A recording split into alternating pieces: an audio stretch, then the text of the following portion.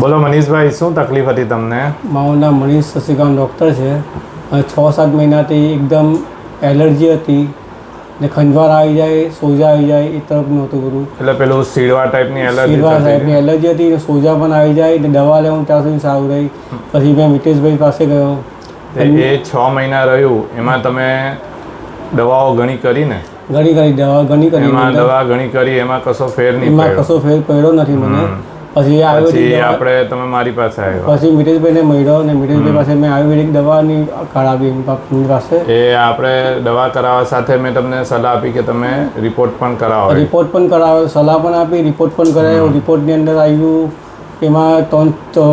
એમાં તમારી દૂધ, ચણા અને નોનવેજ, ચણાની આઈટમ, નોનવેજ ને આ બધી એલર્જી આવેલી એ આપણે બંધ કરી.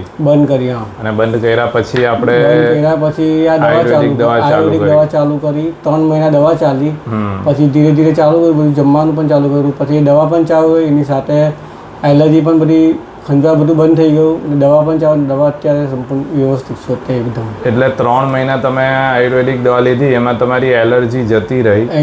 આજે તમે દૂધ, ચણા, નોનવેજ બધું જે ખાઓ છો છતાં હવે એલર્જી થતી નથી અને દવા પણ નથી લેતા છતાં કંઈ થયું નથી. અને તમને જે ઇંગ્લિશ દવા છે એ લેવાની પણ જરૂર નથી પડી.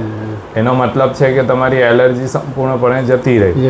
બરાબર ને? તો તમને આવી કોઈ તકલીફ હોય, જે લોકોને લાંબા ગાળાના સીડવા થતા હોય, તેને તમે આયુર્વેદિક દવા વિશે તમારો અનુભવ કેવો રહ્યો? શું તમે સલાહ આપશો? ના, સલાહ તો આ જ આપું છું કે આયુર્વેદિક દવા કરવાથી સંપૂર્ણ રીતે સારું થઈ જાય છે ને જવું જ જોઈએ, દવા કરવી જ જોઈએ તો તમને કાયમ માટે સારું રહે. Okay, thank you Manishbhai.